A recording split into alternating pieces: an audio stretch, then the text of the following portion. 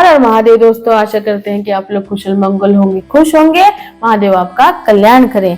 तो दोस्तों, हम लोग फिर से आ गए हैं श्रीमद् भगवत गीता के एक अलग अध्याय में, एक अलग श्लोक में। पिछला श्लोक जो था वो श्लोक 10वां था, जिसमें आपने देखा था कि दुर्योधन जो होता है उसे बहुत ही चिंता होती है कि उसकी सेना का और जो अर्जुन की सेना है, पांडवों की सेना, उसका वो कंपैरिजन करता है कि हमारी जो सेना वो बहुत बड़ी है, दुगनी तिगनी है पांडवों से, लेकिन उसमें एकता नहीं है, उसमें संगठित नहीं है, लोग फूट पड़ी हुई है और इसीलिए हम कमजोर हैं।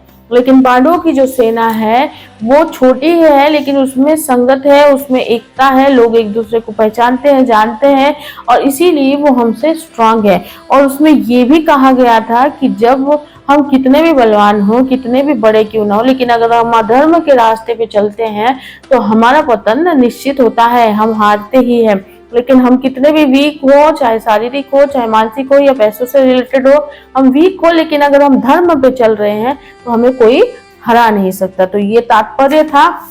अब हम लोग आ चुके हैं 11वें श्लोक पर, अध्याय 1 के। तो देखते हैं कि ये श्लोक की व्याख्या क्या है और ये श्लोक क्या कहता है। आप चैनल को सब्सक्राइब जरूर कीजिए, क्योंकि यहीं पर आपको सब मिलता है। Astrology, vastu consultant, astrology consultant, यहाँ पे आपको अध्यात्म की जानकारी, मोक्ष की जानकारी, पूजा की जानकारी और पाठ, आपको अनलिमिटेड ज्ञान और नॉलेज यहाँ पर मिलता है। तो जरूर सब्सक्राइब करिएगा और लाइक शेयर कमेंट तो जरूर करिएगा। आपको जो लगता है, जैसा लगता है, आप हमें बता सकते हैं, अपने विचारों को शेयर कर सकते हैं। तो चलिए श्रीमद् भगवत गीता को आगे बढ़ाते हैं और 11वें श्लोक का पाठ करते हैं। आप श्रवण जरूर करिए और देखते हैं कि क्या है इसमें। तो चलिए शुरू करते हैं।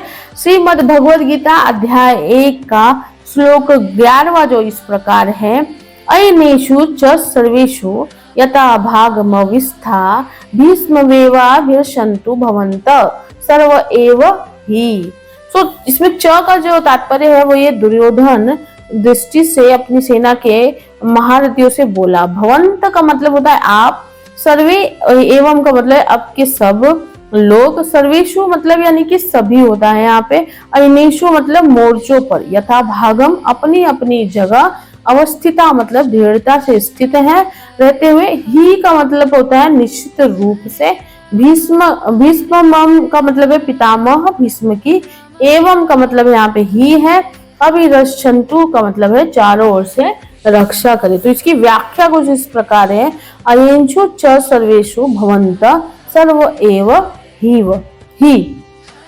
जिन जिन मोर्चों पर आपकी नियुक्ति कर दी गई है, आप सभी युद्ध लोग उन्हीं मोर्चों पर दृढ़ता से स्थिर रहते हुए सब तरफ से, सब प्रकार से भीष्म की रक्षा करें।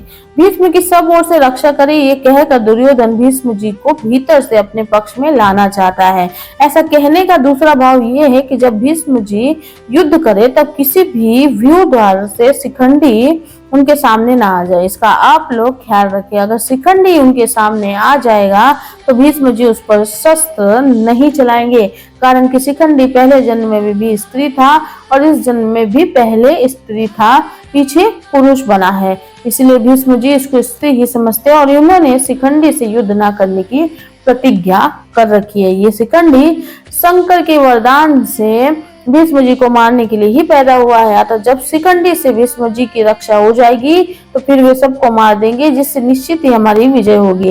इस बात को लेकर दुर्योधन सभी महारथियों से भीष्म जी की रक्षा करने के लिए कह रहा है।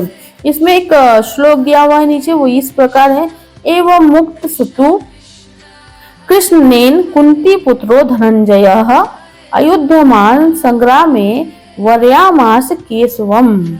श्री कृष्ण के ऐसा कहने पर कुंती पुत्र धनंजय ने संग्राम भूमि में अस्त्र शस्त्रों से सुसज्जित एक औक्षणी नारायण सेना को छोड़कर युद्ध न करने वाले निशस्त्र उन भगवान श्री कृष्ण को ही अपना सहायक चुना। तो तात्पर्य यही था कि इस श्लोक का तात्पर्य यही है कि जो है दुर्योधन है वो बताते हैं कि भीष्म जी के बारे में। तो भीष्म जी बहुत बड़े योद्धा थे, जो पितामह जिन्हें कहा जाता था, तो वो उनके रहते युद्ध जो है वो बहुत अच्छे से कर सकते थे, मतलब वो जिता सकते थे युद्ध को। जो कौरव है उनकी हार को भी जीत में बदल सकते थे। लेकिन उनकी जो शिखंडी नाम का व्यक्ति था, शिखंडी जो था ये ट्रांसजेंडर टाइप यानी किन्नर टाइप था, तो उस पर उन्होंने प्रतिज्ञा ली थी भीष्म पितामह ने कि शिखंडी पर वो कभी भी वो अस्त्र नहीं चलाएंगे। और महाभारत में इसलिए शिखंडी का उपयोग किया गया ढाल बनाकर, और फिर भीष्म पिता, क्योंकि शिखंडी को महादेव का वरदान भी था कि उन जो भीष्म पितामह उनकी मौत जो है, उनकी जो डेथ है वो शिखंडी के हाथों होगी। तो यही वजह थी कि दुर्योधन को इस बात का, दुर्योधन बहुत आगे तक सोचने वाला व्यक्ति था, यहाँ तक ही नहीं युद्ध में कैसे मेक श्योर किया जाए कि उनकी जीत हो, इसलिए वो इन सब बातों का ध्यान रखते थे। कुछ भी हो जाए भीष्म जी को शिखंडी के सामने नहीं आने देना है, शिखंडी से उन्हें दूर रखना है। तो ये उसका चल रहा था। अब ये था श्लोक 11वां। अब हम अगले एपिसोड में बढ़ेंगे श्लोक 12वें पे। हम इसमें भी श्लोक 12वां कवर कर सकते हैं, लेकिन हम चाहते हैं कि धीरे धीरे हम लोग एक एक पार्ट को समझे। श्रीमद् भगवद गीता पढ़ने से ज्यादा समझना जरूरी है। आप कोई भी पुराण उठाओ, कोई भी पुराण को आप पढ़ते जाओ, आप पढ़ लोगे, लेकिन उसकी जो असल कंफ्यूजन है, जो समझना बहुत जरूरी है, वो सबसे ज्यादा जरूरी है। तो पुराण को कभी भी जल्दी जल्दी में नहीं पढ़ना चाहिए, ना सुनना चाहिए। थोड़ा सा टाइम लगाकर, थोड़ा सा बैठकर, थोड़ा सा आराम से अपने मन को चित्त करके पाठ करना चाहिए या श्रवण करना चाहिए। क्योंकि श्रीमद् भगवद गीता हो या महाशिव पुराण हो या गरुड़ पुराण हो या कोई भी पुराण हो, इसमें आपको ज्ञान ही ज्ञान मिलता है और आपको बहुत सारी चीजें आपको मिलती है। तो इसीलिए इसको आपको ध्यान से बैठकर ध्यान से पढ़ना और सुनना बहुत जरूरी है। तो इसीलिए हम भी एक एक श्लोक को ही ले रहे हैं। भले श्लोक छोटा है, उसका मीनिंग छोटा है, लेकिन हम उसे आपको अच्छी तरह से समझा कर ही आगे बढ़ना चाहते हैं। तो ये इसलिए हम एपिसोड वाइज ही बना रहे हैं कि ये 11वां श्लोक, और ये आपके लिए भी इजी हो जाएगा श्रवण करने के लिए। कि अगर 5-10 मिनट का वीडियो हो, तो अगर हम 2-3 श्लोक एक में कवर करेंगे तो आपको समझ नहीं आएगी और याद नहीं रहेगा। और क्या होगा कि मतलब 5 मिनट या 10 मिनट में आपको जल्दी से आप देख लोगे, जल्दी से आप श्रवण कर लोगे। आप बिजी हो, चल रहे हो, कहीं भी आप ऑफिस में हो या फिर कहीं भी आप ब्रेक पर हो या फिर आप घर में हो, आप जल्दी से इसे श्रवण कर सकते हो। तो ये भी एक उद्देश्य है कि हम इसे एपिसोड में बना रहे हैं। तो चलिए, ये तो हमने बोल दिया। आपको क्या बोलना है, आपको क्या बात करनी है, आप जरूर हमसे कंसल्ट कर सकते हैं। हम अंत में अपना फोन नंबर जरूर देते हैं, क्योंकि कंसल्ट हम करते हैं, तो आप हमसे किसी भी प्रकार का कंसल्टेशन ले सकते हैं, पाठ करा सकते हैं, एस्ट्रोलॉजी है, वास्तु है, कुछ भी बोलना हो, लाइफ की कोई भी प्रॉब्लम चल रही हो आपकी लाइफ में, आप जरूर हमसे शेयर कर सकते हैं। हमने ये प्लेटफॉर्म बनाया है इसीलिए कि लोगों की समस्या जितनी हो सके हम हल करने की कोशिश करें। समस्याएं कम नहीं होती है, लेकिन शेयर करने से कम हो जाती है, और उसका हो सकता है कि निदान भी मिल जाए। जैसे जैसे हम लोग पाठ पढ़ेंगे, जैसे जैसे श्रवण करेंगे, तो इसमें से ज्ञान मिलते जाता है। और बोलते हैं ना, श्रीमद् भगवद गीता तो आपके हर सवालों का जवाब है। तो चलिए, मिलते हैं नेक्स्ट एपिसोड में नेक्स्ट श्लोक के साथ। आप जरूर सब्सक्राइब कीजिए, लाइक शेयर कमेंट करिए। हर हर महादेव।